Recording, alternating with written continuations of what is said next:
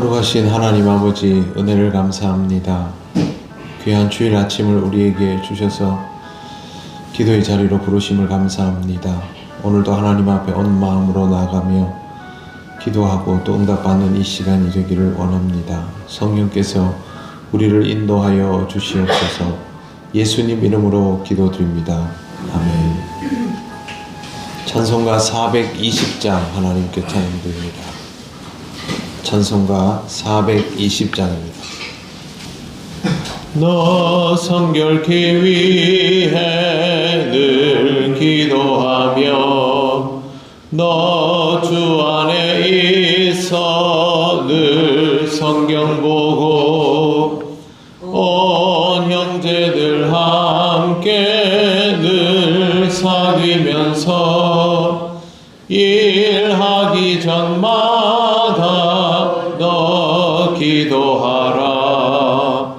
너 성결케 위해 내 머리 숙여 저 은밀히 계신 내 주께 빌라.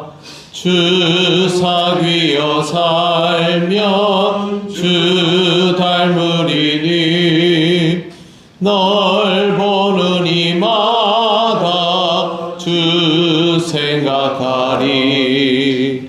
너 성결케 위해 주 따라가고 일 다급하여도 당황치 말고 참 즐거울 때나 또 슬플 때나 너 주님만 믿고 늘 따라가라.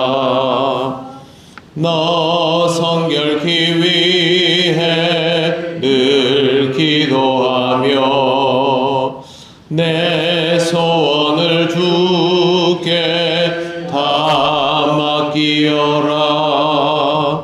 너 성령을 받아 주 섬겨 살면 저 천국에 가서 더 잘 섬기리.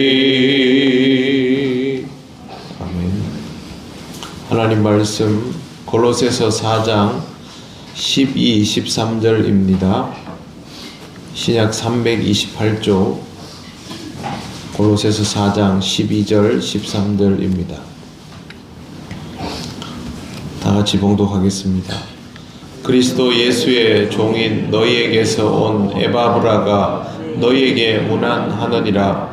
그가 항상 너희를 위하여 애써 기도하여 너희로 하나님의 모든 뜻 가운데서 완전하고 확신 있게 서기를 구하나니 그가 너희와 라오디게아에 있는 자들과 히에라볼리에 있는 자들을 위하여 많이 수고하는 것을 내가 증언하노라.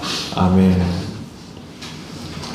네, 오늘 말씀에는 에바브라라는 이름이 나옵니다. 에바브라는 골로새 교회를 세운 사람 중에 하나입니다. 바울은 그를 단순한 동역자로 부르지 않고 골로새 교회의 구성원이라는 것을 분명하게 언급하고 있습니다. 너희에게서 온 에바브라입니다. 에바브라를 헬라어로 제대로 읽으면 에파프로디토스입니다. 이것은 아프로디테에게 속한이라는 의미라고 해석할 수 있습니다. 예전에 광고 같은 데 보면 비너스 같은 이렇게 표현하면 아름답다라는 의미가 되는 것처럼 아프로디테에게 속한이라고 이름이 지어지면 매력적인 사람이라는 의미로 해석하게 됩니다. 매력적인 사람이라는 이름이 붙어 있으면 이 당시에는 굉장히 흔하고 좋은 의미의 이름이었습니다. 그러나 에바브라의 인생은 아주 험난하였습니다.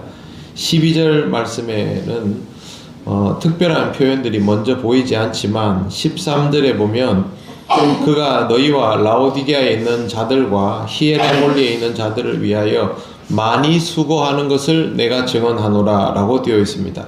많이 수고한다는 말은 노동의 양이 많다라는 의미가 아니라 심각하게 고통스러운, 괴로울 정도로 힘든 그런 일을 했다라는 의미입니다. 이 당시에 그 복음 전하는 일이 목숨을 걸어야 할 만큼 리스크가 큰 경우들이 많이 있었는데, 에바브라가 겪어야 했던 상황들이 사역이 굉장히 어렵고 힘들었다라는 것을 바울이 잘 알고 있다는 뜻입니다. 13절을 읽고 다시 12절을 보면 중간에 그가 항상 너희를 위하여 애써 기도하며 라고 되어 있음을 발견할 수 있습니다.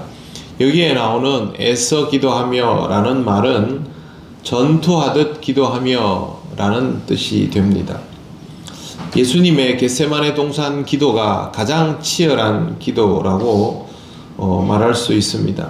이런 기도는 본인이 정말 힘들고 고통스럽다라고 느끼기 전에는 나오지 않는 기도이죠. 기도를 할 때 뜨겁게 하라는 말을 할 때가 있습니다만, 기도는 액션이 아니므로 뜨겁게 해야지 라고 한다고 해서 뜨겁게 기도할 수 있는 것이 아닙니다. 기도는 정말 실제로 그럴 수밖에 없는 절박한 상황에 처해 있음을 깨달으면 저절로 치열해지고 뜨겁게 되어 있습니다.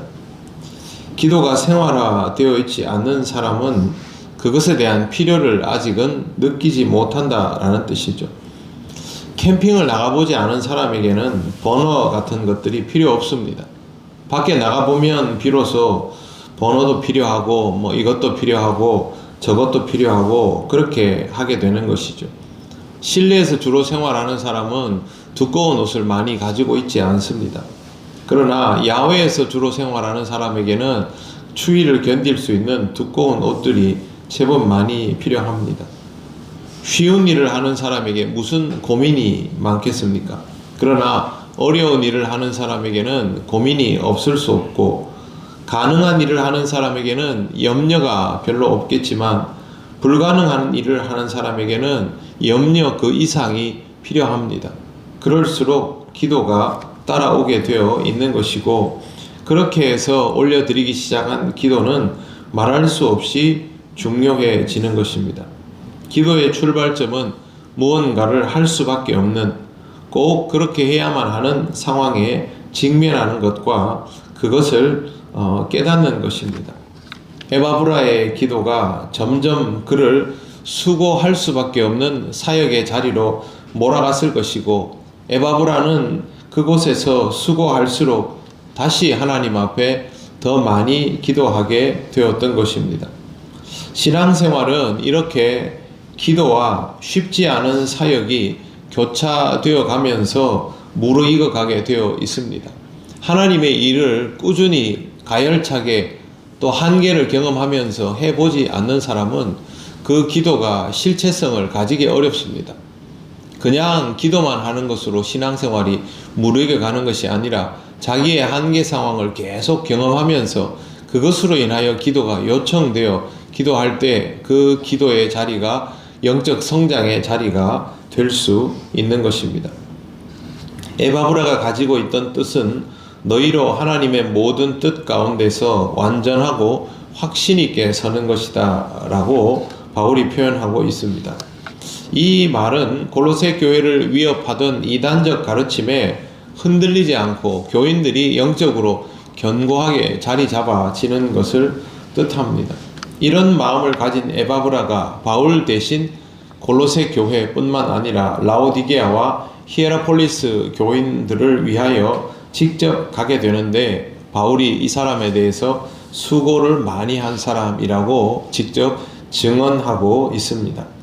골로새와 라오디게아와 히에라폴리스는 15km 간격으로 같이 이렇게 뭉쳐져 있는 일종의 연합도시 같은 성격을 가지고 있습니다. 그렇다 하더라도 자동차가 없던 이 시대에 15km는 가까운 거리가 아니죠.